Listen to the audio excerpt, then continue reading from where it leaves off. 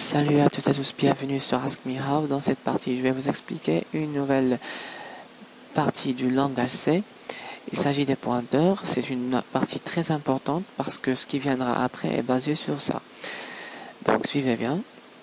Pour déclarer une variable de type entier qui s'appelle par exemple int_v, et lorsque vous exécutez le programme qui contient cette variable-là, le système répond au programme et réserve une case mémoire dont le type est entier, qui caractérise la taille de qui marque la taille de cette case mémoire, et son nom v, et bien sûr une adresse, on la nommera $v. Cette adresse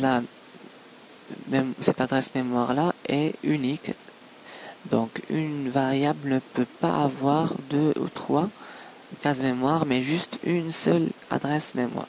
Plutôt, ne peut pas avoir 2 ou 3 adresses mémoire, mais une seule adresse mémoire.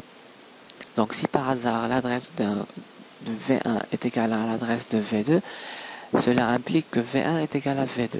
Ce qui veut dire que ce sont les mêmes. En plus, une variable ne peut pas changer d'adresse. Elle garde la même adresse dans la mémoire depuis la déclaration jusqu'à la fin du programme. Donc ce que vous allez apprendre, ou plutôt ce que je vais vous montrer, c'est un type de variable qui peut changer d'adresse. Et puisque j'ai dit qu'il peut changer d'adresse, ça veut dire qu'il pourra prendre l'adresse d'autres variables. Ce qui veut dire que ce type quelconque, cette variable-là, qu'on va l'appeler P, ou plutôt V2, si elle prend l'adresse de V1, alors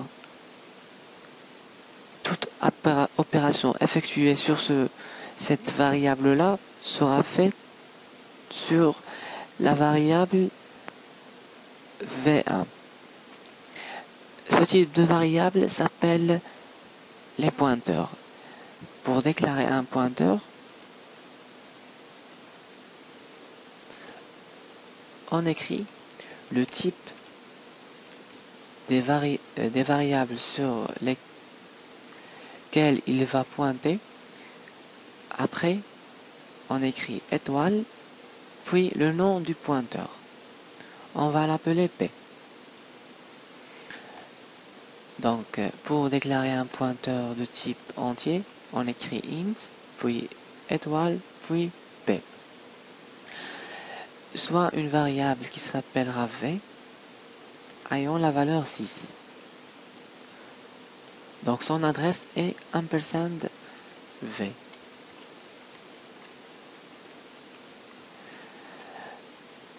Donc comment on va permettre à notre pointeur là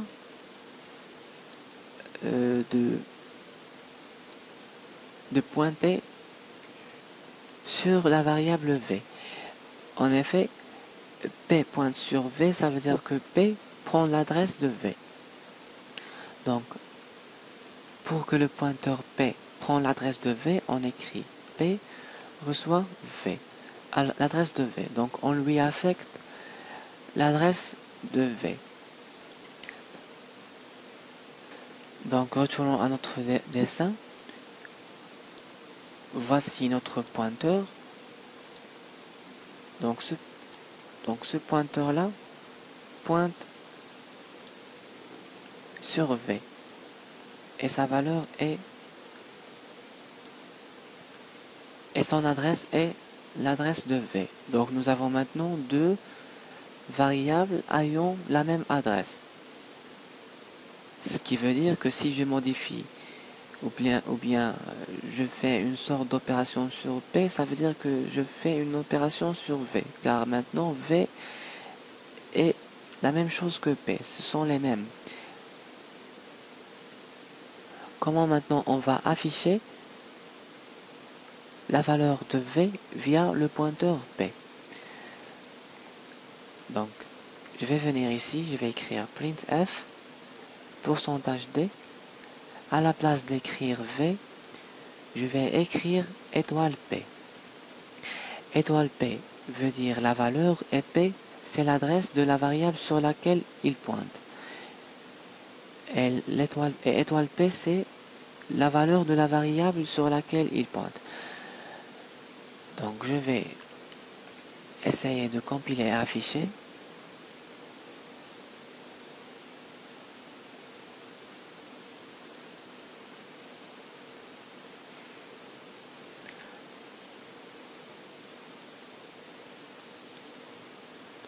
Donc comme vous voyez, ça nous a affiché 6, c'est la valeur de V. On a pu afficher la valeur de V via le pointeur P en passant par étoile P. Maintenant, je vais essayer de modifier étoile P, je vais lui affecter 8 et je vais afficher la valeur de V.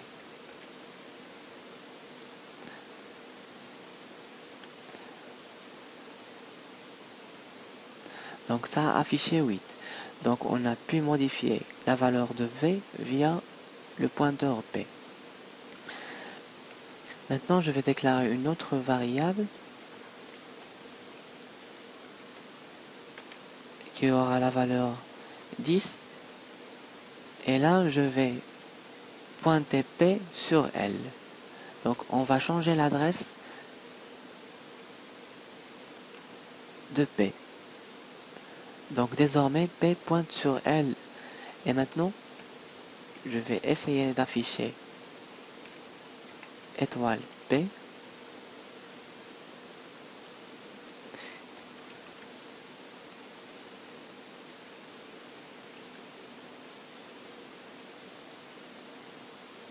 Donc ça nous a affiché 10.